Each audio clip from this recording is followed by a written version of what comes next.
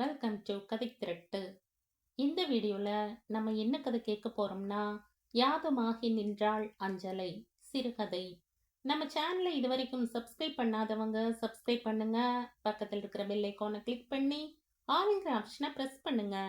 So that நான் போடுற கதைகளை உடனுக்குடனே நீங்கள் கேட்கலாம். வாங்க கதைக்குள்ளே போகலாம். வீட்டு பாடம் பண்ணாதவங்கெல்லாம் எழுந்துருங்க என்றாள் டீச்சர். அஞ்சலை எழுந்து நின்றாள். சுற்றும் முற்றும் பார்த்தாள். அவளை தவிர யாரும் எழுந்திருக்கவில்லை. அஞ்சலைக்கு அழுகை முட்டி கொண்டு வந்தது. வாடி இங்க அழுக்கு கழுத. அஞ்சலையை அடைமொழியிட்டு டீச்சர் கூப்பிட அழுகை வெடித்தது. கேவி கேவி பதில் சொல்லாமலும் இடத்தை விட்டு நகராமலும் நின்றாள். டீச்சரின் கோபமான முகத்தை பார்க்கவே பத்ரகாளியை பல கைகளோடு சூலம் கொண்டு பார்ப்பது போல் இருந்தது. வாடி இங்க, ஒரு தடவை கூப்பிட்டா வரமாட்டியா? பெரிய மகாராணி பரம்பரையா நீ? டீச்சர் வெடிக்க அதற்கு மேல் போகாமல் நின்று கொண்டே இருந்தால் என்ன விபரீதம் நடக்கும் என்று அஞ்சலிக்கு தெரியும். தன் இடத்தில் இருந்து தயங்கி தயங்கி டீச்சரிடம் போனாள். ஏண்டி வீட்டு பாடம் எழுதிட்டு வரல? அஞ்சலை மௌனமாய் நின்றாள். என்ன சொல்வது? ஆத்தாக்காரி நோட்டு வாங்க காசு கேட்டாள். போடி, நீ படிச்சுதான் இங்க கிழிய போகுதாக்கும் என்று ஏசுகிறாள் என்றா? இல்லை, தினமும் மிஷின் அருகில் நாள் பூராவும் நின்று இரவு திரும்பும் போது வயிறு முட்ட சரக்கை குடித்துவிட்டு வரும் அப்பன்காரனிடம் காசு கேட்டால் இழுத்து போட்டு எக்கு தப்பா ஏறி மிதிப்பா நின்றா? என்னடி, நான் கேட்டுட்டே இருக்கேன், செவிட்டு கழுத மாதிரி நிக்கிற? டீச்சர் வார்த்தைக்கு வார்த்தை கழுது என்று சொல்ல அஞ்சலைக்கு அழுகை கூடியது. நோட்டு தீந்து போச்சு டீச்சர். கேவி கேவி அழுகையினூடே சொன்னாள். வேற நோட்டை வாங்கி எழுதிட்டு வர்றது தானே? கேட்டேன் டீச்சர், வாங்கி தர முடியாதுன்னு சொல்லிட்டாங்க. அழுகை நிற்கவில்லை. அப்புறம் ஏண்டி ஸ்கூலுக்கு வர? அஞ்சலை ஒன்றும் சொல்லவில்லை. ஏண்டி, அச்சாபீஸ்க்கு லேபிள் எடுக்கவோ தீப்பெட்டி ஆபீஸ்க்கோ போய் சாவறது தானே? இங்க வந்து ஏண்டி ஏன் உயிரை எடுக்கிற? அஞ்சலைக்கு என்ன பதில் சொல்வது என்று தெரியவில்லை. பஞ்சாயத்து டிவி பெட்டியில் பார்த்த படங்களில் வரும் டீச்சர்கள் எவ்வளவு இனிமையாக பேசுகிறார்கள்.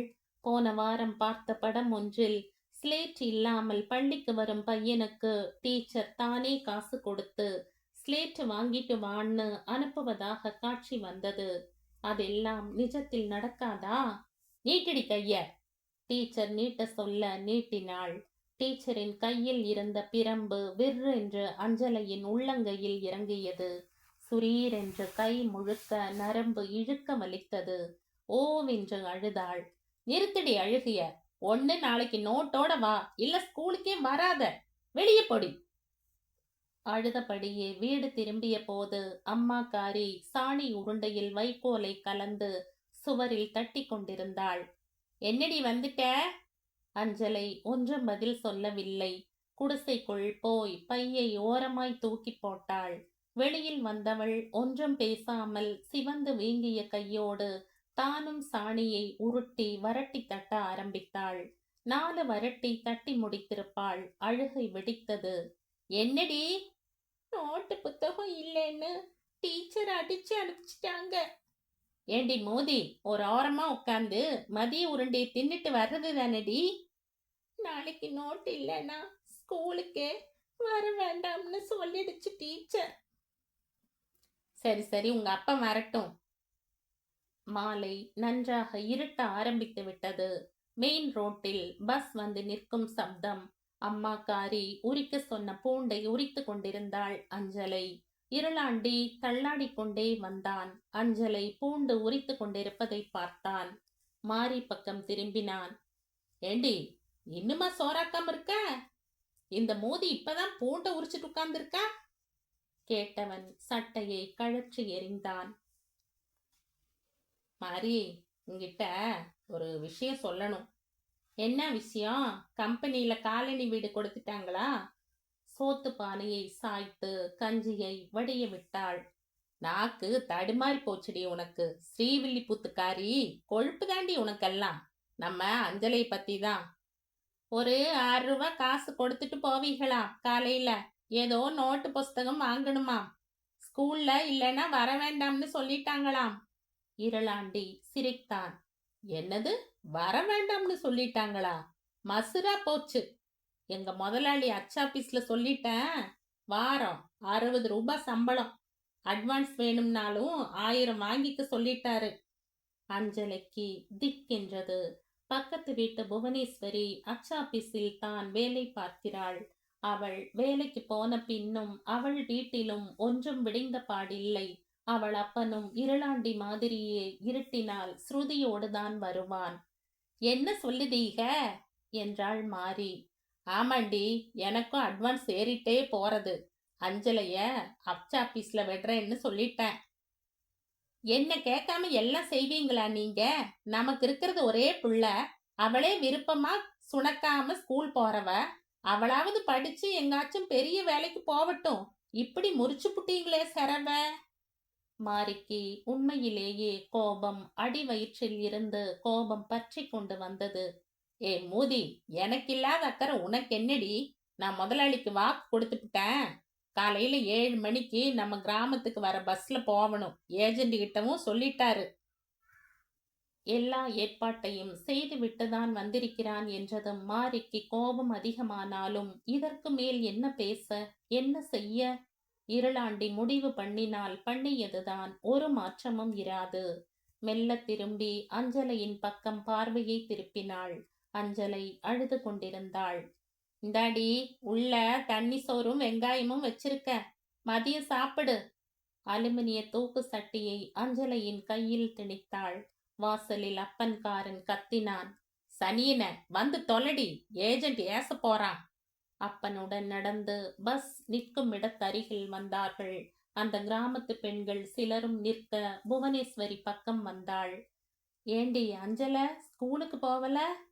இருளாண்டி கேள்வி கேட்ட புவனேஸ்வரியை ஒரு முறை முறைத்தான். கம்பெனியின் பஸ் நிற்கவும் ஏஜென்ட் எல்லாம் ஏறுங்க என்றான். இருளாண்டி என்று கூப்பிட்டான். இருளாண்டி, என்ன ஏஜென்ட் ஐயா என்று பக்கம் போக, அஞ்சலைய டப்பாஸ் கம்பெனியில போட்டாங்க, முதலாளி சொல்லிட சொன்னாரு. ஏ இந்த பாரு பொண்ணு, ஏறு வண்டியில என்றான். அஞ்சலை இருளாண்டியை பார்க்க, ஏறு புள்ள என்றான். ஏஜென்ட், அச்சாபீஸ்ல ஃபுல்லா இருக்குதாம், அதான் டப்பாஸ் கம்பெனியில போட்டாரு என்றான். இருளாண்டி மௌனமாய் நிற்க, எடு வண்டியை என்று உள்பக்கம் பார்த்து குரல் கொடுக்க டிரைவர் வண்டியை கிளப்பினான். பொட்டி பொட்டியாய் சின்ன சின்ன அறைகள். 7ஆம் நம்பருக்கு போ, தூக்கு சட்டிய மூலையில வச்சுட்டு போ என்றான் ஏஜென்ட். அவன் காட்டிய இடத்தில் ஏற்கனவே தூக்கு சட்டிகள். அஞ்சலை தூக்கு சட்டியை வைத்துவிட்டு ஏஜென்ட் சொன்ன அறைக்கு போனாள். அவளுக்கு முன்னால் கொஞ்சம் வளர்ந்த பெண்ணொருத்தி சீனி வெடி சுற்றி கொண்டிருந்தாள். அஞ்சலையின் பின்னாடியே வந்த ஏஜென்ட், ஏ ராமக்கா, இந்த பொண்ணுக்கு சுத்த சொல்லிக் கொடு, இனிமே இவதான் உங்கூட இருப்பா என்று காணாமல் போனான். அஞ்சலை ஒருவித பயத்துடன் அறை முழுக்க ஓரமாய் குவிந்திருந்த வெடிமருந்தையும் அறைக்குள் இருந்த ராமக்காவையும் பார்த்தாள். உள்ளார வாப்புள்ள என்றாள் ராமக்கா. அஞ்சலை பாவாடையை சரி செய்தபடி உட்கார்ந்தாள். சுற்றத்தாள் எடுத்து மருந்து வைத்து சுருக்கென சுற்றி முனையில் திரி சொருகி காட்டினாள் ராமக்கா. சுற்றத்தாளை தட்டி மேல் சிவப்பு தாளோரம் காய்ச்சின கூழ் தடவியிருந்தாள். அஞ்சலை அவள் கையையே பார்த்து கொண்டிருந்தாள். அரை மணியில் சுற்றல் பழகிவிட்டது. ராமக்கா அளவுக்கு வேகமாய் சுற்ற முடியாவிட்டாலும் கொஞ்சம் வேகம் வந்தது. சாப்பாட்டு நேரத்தில் தான் அஞ்சலைக்கு ராமக்காவிடம் பேச தைரியம் வந்தது. ஏங்கா, ஏன் இப்படி பொட்டி பொட்டியா ரூம கட்டியிருக்காங்க? ராமக்கா சிரித்தாள். சில சமயம் எதிர்பாராத விபத்து ஆயிடுச்சுன்னு வச்சுடு, இது மட்டும் தனியா சேதமாகும், மற்ற ரூம் எல்லாம் ஒன்னும் ஆகாது. ராமக்கா சொல்ல சொல்ல அஞ்சலைக்கு பயமாக இருந்தது. அது மாதிரி ஆயிருக்கா கம்பெனியில? பல வட்டம் ஆகிருக்கு, அதை போட்டு மனச உழப்பிக்கிடாத. தர்மன் வந்து நின்றான். என்ன ராமக்கா, புதுப்புள்ள வந்திருக்குன்னு ஏஜென்ட் சொன்னானே, இதானா? ராமக்கா, பார்த்தா தெரியுதில்ல, போவியா? வந்துட்ட மடிச்சு கட்டிக்கிட்டு என்றாள் சிடுசிடுப்புடன். உனக்கு கொழுப்பு தாண்டி, ஒரு நாள் வெக்கரம்பாரு குதிரை வடி என்று தர்மன் நகர்ந்தான். யாருக்கு அந்த ஆளு? அஞ்சலை கேட்க, அவன் கிடக்கான் வார்த்து பையன், நம்மளுக்கெல்லாம் சூப்பர்வைசரு. சரியான நொணப்பாசு பிடிச்சவன். வயசு பொண்ணுங்களை பார்த்தா வந்து நிப்பான். சிரிச்சு சிரிச்சு பேசணும்னா ஓட்டி போட்டு கொடுப்பான். திமிர் பிடிச்சு சிரிக்கும் அவன். ராமக்கா சொல்லிக்கொண்டே போக அஞ்சலைக்கு ஒன்று புரிந்தது. அவன் நல்லவன் இல்லை. அன்று முழுக்க சீனி வெடிதான். இரவு 7:30 மணிக்கு கிராமத்தில் போய் பஸ் இறக்கிவிட உடம்பெல்லாம் அடித்து போட்டாற்போல் வலி. அம்மாக்காரி வீட்டு வாசலிலேயே நின்றிருந்தாள். என்னடி மொத நாளே இப்படி சுருண்டு வர என்றாள். வயித்த ரொம்ப வலிக்குதாத்தா, உசுறு போகுது. குடிசை வாசல்தான் வந்திருப்பாள்.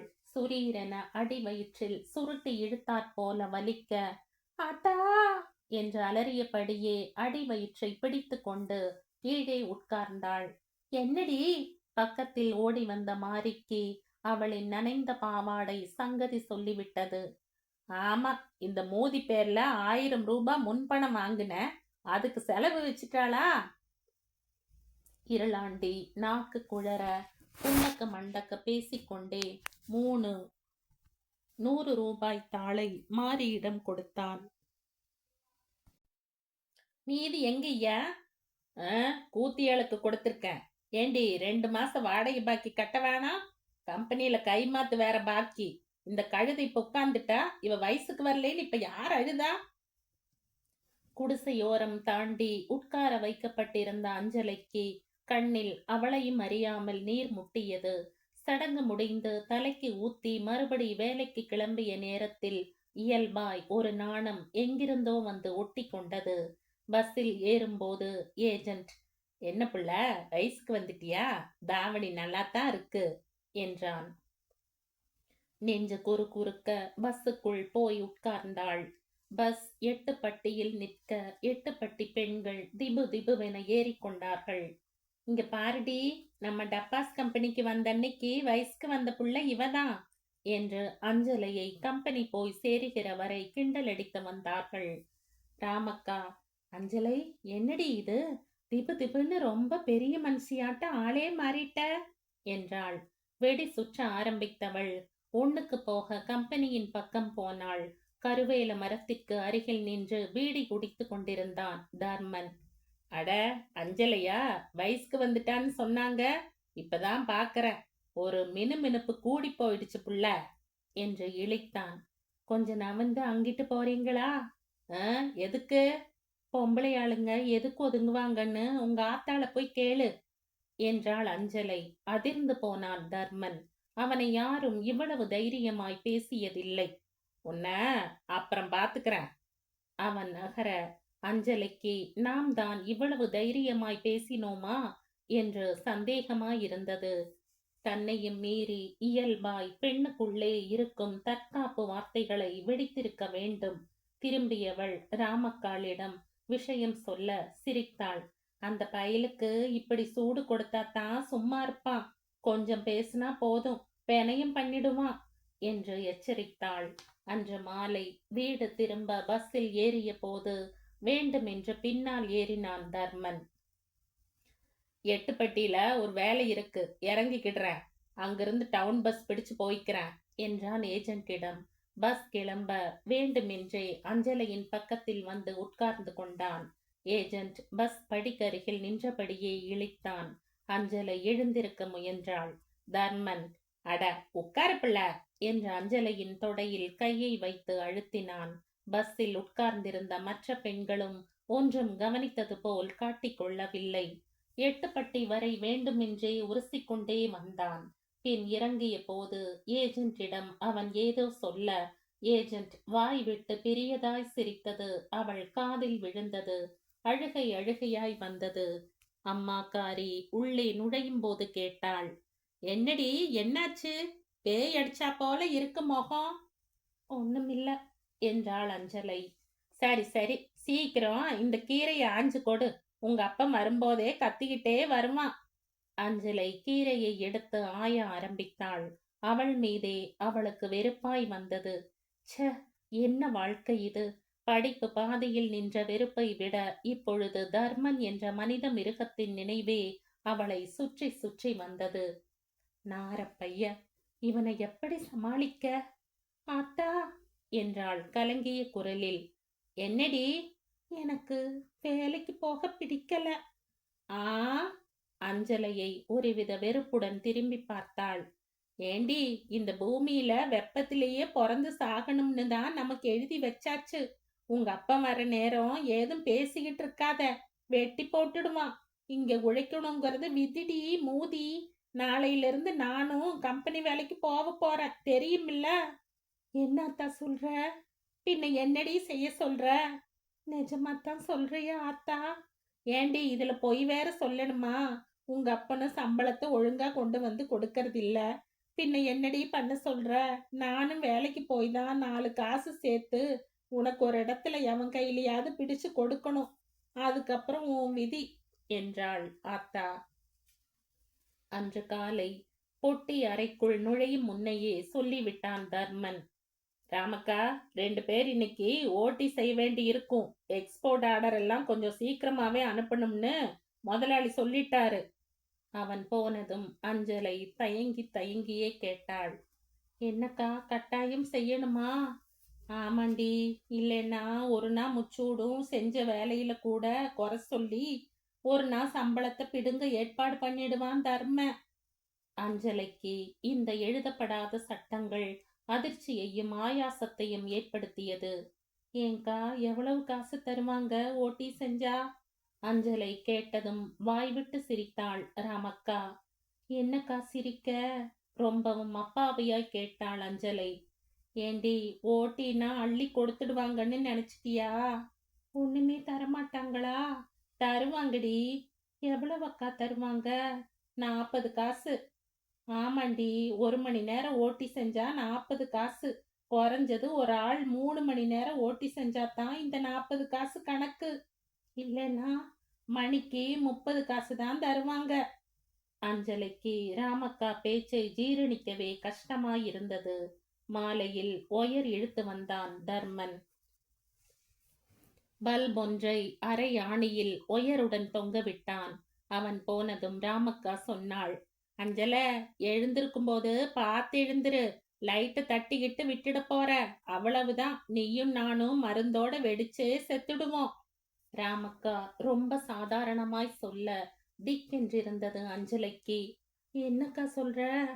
கரண்ட் துளி மருந்துல பட்டா கூட போதும், நாம பஸ்பம் ஆயிடுவோம். ஏன் அப்ப கரண்ட்? அஞ்சல, கரண்ட் மாட்டி வேலையே செய்யக்கூடாது. எல்லா கம்பெனிலும் இப்படி நடக்கிறது தான். எவன் கேட்கான்? அதிகாரிங்க அப்பப்ப வந்து காசு வாங்கிட்டு போவானுங்க. அரை வாசலில் தர்மன் நின்று கேட்டுக்கொண்டிருந்தான். ராமக்கா அவனை பார்த்ததும் மருந்து அடைப்பதில் மும்முரமானாள். என்ன ராமக்கா, சட்டம் பேசுறீங்களோ? சட்டம் ஒண்ணும் தெரியாத பாப்பாக்கு எல்லாம் சொல்லி தரீங்களோ? பேசிட்டு இருக்காம சுருங்க வேலையை செய்யி. முதலாளிகிட்ட சொன்னா என்ன ஆகும் தெரியுமில்ல? வாங்கின அட்வான்ஸ் எல்லாம் கழட்டி வச்சுட்டு வேலையை விட்டுட்டு போம்பாரு. சொல்லவா? தர்மன் திமிராய் கேட்க, ஐயா, ஆளை விடும். ஏதோ மானங்கிட்ட சிரிக்கி சும்மா இல்லாம பேசிட்டேன். போய் வேலையை பாரும். என்னமோ இவருதான் கம்பெனியை தூக்கி நிறுத்துறா போல. உனக்கு வைக்கிறம் பாருடி ஒரு நாள். வாய் கூசாமல் கெட்ட வார்த்தைகளை உதிர்த்து கொண்டே போனான். அக்கா, பசிக்குது என்றாள் அஞ்சலை. அஞ்சல, தொட்டியில இருந்து தண்ணி குடிச்சிட்டு வா. கொஞ்ச நேரத்துல ஒரு வடை டீ கொடுப்பாங்க, சாப்பிட்டுக்கிடலாம். அறையை விட்டு வெளியே வந்தவள் தொட்டி பக்கம் போனாள். பசி வயிறை சுண்டி இழுக்க குவளையில் தண்ணீரை மொண்டு மொண்டு குடித்தாள். தண்ணீர் கொஞ்சம் வழிந்து தாவணியையும் ஜாக்கெட்டையும் நினைத்தது. முந்தானையால் துடைத்து கொண்டாள். மார்பு ஈரம் பட்டதில் ஜில் என்றானது. அழுந்த துடைத்தாள். தொட்டிக்கருகில் மெல்லிருட்டு. திடீரென்று பின்புறம் இருந்து 2 கரங்கள் அவள் இடை சுற்றி இழுத்து அணைக்க, கழுத்தருகில் வெப்ப பெருமூச்சு வீச உதறி திரும்பினாள். தர்மன் இழித்து கொண்டிருந்தான். சீ என்றாள். சும்மா கத்தாத புள்ள, இப்பதான் வயசுக்கு வந்திருக்க, அதுக்குள்ள தள தள மின்னுது பாரு உன் உடம்பு. அஞ்சலை விருட்டென்று நகர முயல இழுத்து அணைத்தான். அவள் திமிர திமிர உதட்டோடு உதடு வைத்து அழுந்த முத்தமிட்டான். சப்த நாடியும் ஒடுங்கி போனது அவளுக்கு. அஞ்சலை விக்கித்து நிற்க ஒன்றும் நடக்காதவன் போல அவன் பாட்டுக்கு போய்க் கொண்டிருந்தான். தூ என்று காரி துப்பினாள். அவன் போன திசை பார்த்து. உதடு எரிந்தது. அவன் தொட்ட பட்ட இடங்களிலெல்லாம் பூரான் ஓடுகிறாற் போல் இருந்தது. குவளையில் தண்ணீரை எடுத்து முகத்தில் அடித்து கொண்டாள். உடம்பெல்லாம் ஒரு நிலையில்லாமல் படபடத்தது. அறை திரும்பினாள். என்னடி, தண்ணி குடிக்க இவ்வளவு நேரமா? அஞ்சலைக்கு அழுகை பொத்து கொண்டு வந்தது. அவளின் கோலத்தை பார்த்ததுமே ராமக்காவுக்கு விளங்கிவிட்டது. ஏண்டி, அந்த தர்மம் ஏதாவது வம்பு பண்ணானா? ஆமக்கா, தண்ணி குடிக்க போனப்ப கட்டி பிடிச்சு முத்தம். மேலே தொடர முடியாமல் தொண்டையின் வார்த்தைகள் மீன் முள்ளாய் சிக்க கேவினாள். ஏண்டி, கத்தி கூப்பாடு போட்டுட வேண்டியதுதானே? பயமா இருந்துச்சுக்கா. இது மாதிரி யாரும் ஒன்றும் பண்ணாம பேசாம விட்டுடுறதுனால தாண்டி அவனுக்கு ரொம்பவும் ஏத்தமா போயிடுச்சு. ராமக்கா அவள் பாட்டுக்கு வைது கொண்டே இருந்தாள். அன்றிரவு 8 பட்டியில் எல்லோரும் இறங்க பஸ்ஸில் அச்சாபீஸ் புவனேஸ்வரியும் அஞ்சலையும் மட்டுமே இருந்தார்கள். அவள் கிராமத்திற்கு போய் சேர இன்னும் அரை மணி நேரம் தான் ஆகும். ரோட்டின் இருபுறமும் மை இருட்டு. ஏஜென்ட் டிரைவர் சீட் அருகில் போய் என்னவோ காதருகில் சொல்ல அவன் பஸ்ஸில் இருந்த லைட்டை எல்லாம் அணைத்து விட்டான். அஞ்சலை பயத்தில் புவனேஸ்வரியின் பக்கத்தில் ஒடுங்கி உட்கார்ந்தாள். அந்த இருட்டிலும் ஏஜென்ட் அவர்கள் உட்கார்ந்திருந்த சீட் நோக்கி வருவது பஸ்ஸின் ஆட்டத்தில் தெரிந்தது. டிரைவர் பஸ்ஸின் வேகத்தை குறைத்திருந்தான். ஏஜென்ட் சீட் அருகில் வந்து புவனேஸ்வரியின் கையை பிடித்து இழுக்க பயத்தில் உறைந்து போனாள். பஸ்ஸின் இன்ஜின் சப்தத்தில் புவனேஸ்வரியின் அலறல் இறந்து போனது. பஸ் கிராமத்தை நெருங்க ஏஜென்ட் அஞ்சலை அருகில் வந்து எச்சரித்தான். உன் பாட்டுல போயிட்டே இரு. ஊருக்குள்ள போய் யார்கிட்டயாவது ஏதாவது பேசுன, ஜாக்கிரதை, உனக்கும் இந்த கதிதான். புவனேஸ்வரி கண்களை துடைத்தபடியே இறங்கிய பின்னால் இறங்கினாள் அஞ்சலை. வீடு போய் சேருகிற வரை அஞ்சலையிடம் ஒன்றும் பேசாமல் தலை குனிந்தபடியே நடந்தாள். விடியற்காலை ஐயோ என்ற அலறல் பக்கத்து குடிசையில் இருந்து பெருங்குரலாய் வர அஞ்சலை அலறி புடைத்து கொண்டு எழுந்தாள். இருளாண்டி எழுந்து வெளியே ஓடினான். அஞ்சலை ஆத்தாக்காரியின் கையை பிடித்து கொண்டு ஓடினாள். புவனேஸ்வரி கடை வாயில் நுரை ஒழுக இறந்து கிடந்தாள். ராத்திரி சோறு சாப்பிடும்போது கூட சிரிச்சு சிரிச்சுதான் பேசிச்சு புள்ள. திடீர்னு விடியல்ல சீக்கிரம் எழுந்து இப்படி பண்ணிக்கிடுச்சே. புவனேஸ்வரியின் ஆத்தா வாயிலும் வயிற்றிலும் அடித்து கொண்டு ஒப்பாரி வைத்தாள். அஞ்சலைக்கு இயல்பாய் கண்களில் கண்ணீர் வர ஏஜென்ட்டின் முகம் மனதில் அறைய ஒன்றும் தோன்றாமல் மூலையில் ஒடுங்கி நின்றாள். இப்பொழுது சொல்லலாமா? வேண்டாம். ஏண்டி கழுத, ராத்திரியே சொல்லியிருக்க கூடாது என இருளாண்டி மிதித்தே கொன்று விடுவான். ஏதேதோ மனதை வயிற்றை பிசைய அப்படியே சுவரில் சரிந்து உட்கார்ந்தாள். ஆத்தாக்காரி கொல்லை வழியே இழுத்து போனாள். ஏய், நீ போய் குளிச்சு கிளம்புற வழியை பாருடி என்றவள் அஞ்சலையின் முகத்தில் தெரிந்த பயத்தின் சாயலில் ஏதோ புரிந்தவளாய் தன் வீட்டின் சமையல் அறைக்கு இழுத்து போனாள். ஏண்டி அஞ்சல, என்னடி ஆச்சு? நீ ஏன் ஒரு மாதிரி முழிக்க? தோளை பிடித்து உலுக்கி ஆத்தாக்காரி கேட்க பயத்தில் பஸ்ஸில் நடந்த சமாச்சாரம் அனைத்தையும் கொட்டி தீர்த்தாள் அஞ்சலை. பொச்சென்று அவள் வாயை பொத்தினாள். இங்க பாருடி மூதி, இதை இத்தோட மறந்துடு. நமக்கு ஏன் பொல்லாப்பு? நீ வீராப்பா எதுவும் யார்கிட்டையும் சொல்லிடாத. பத்திரகாளி அம்மா மேல சத்தியம். ஆத்தாக்காரி அம்மன் மேலே சத்தியம் வைக்க கலங்கி போனாள் அஞ்சலை.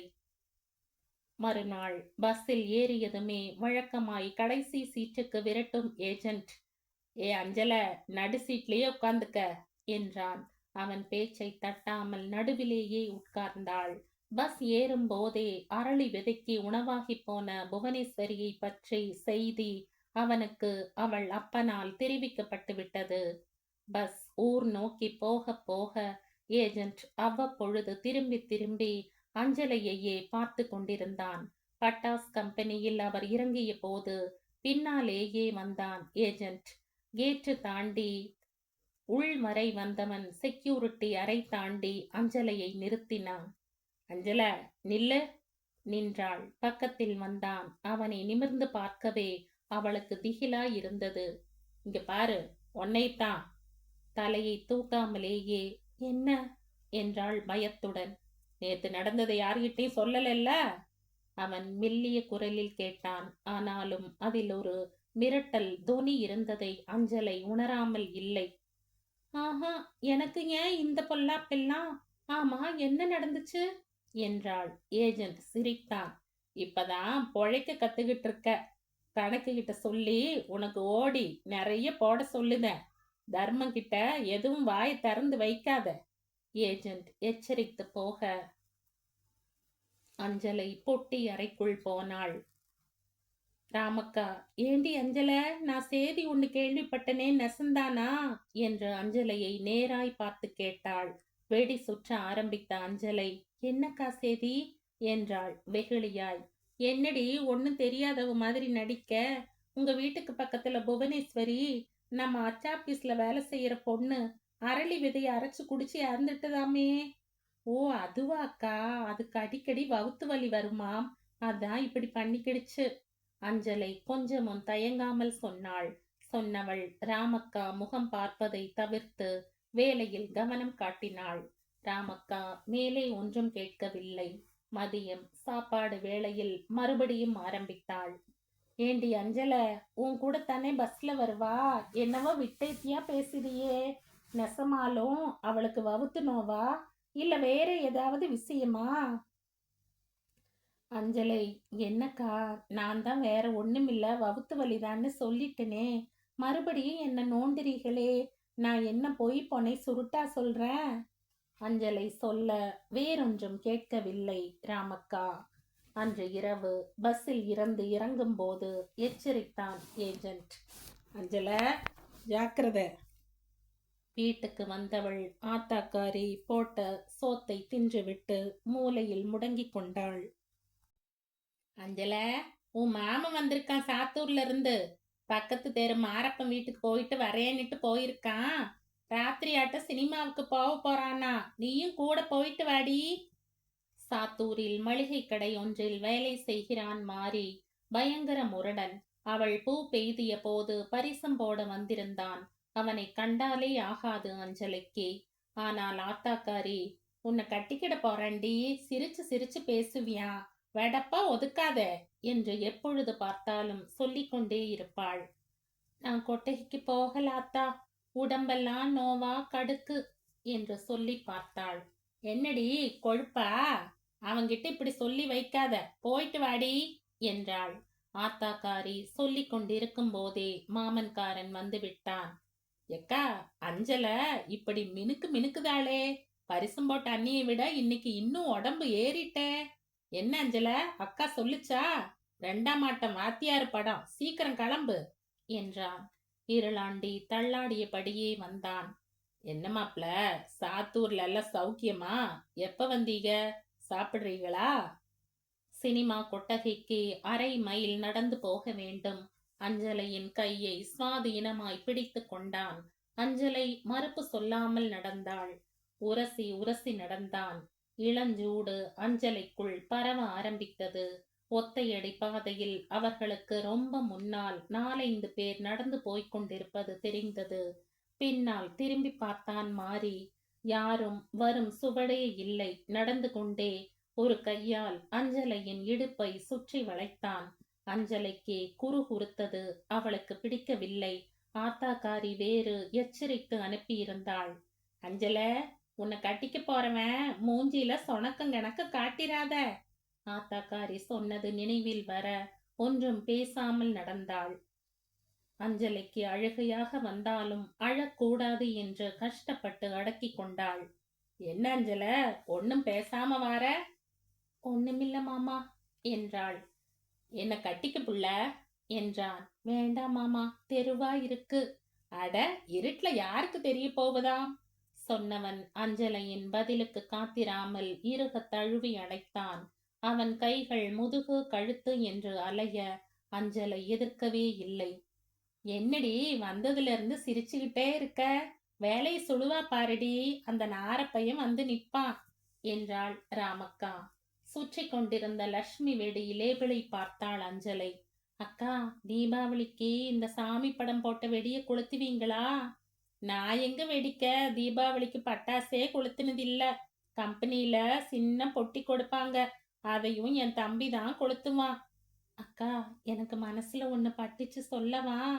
என்னடி திடீர்னு ஞானம் பிறந்த மாதிரி பேசுறவ? இல்லக்கா, இப்படி சாமி படம் போட்ட வெடியா சுத்தரமே, அதான் நம்ம நிலைமை இப்படி இருக்கோ? சிரித்தாள் ராமக்கா.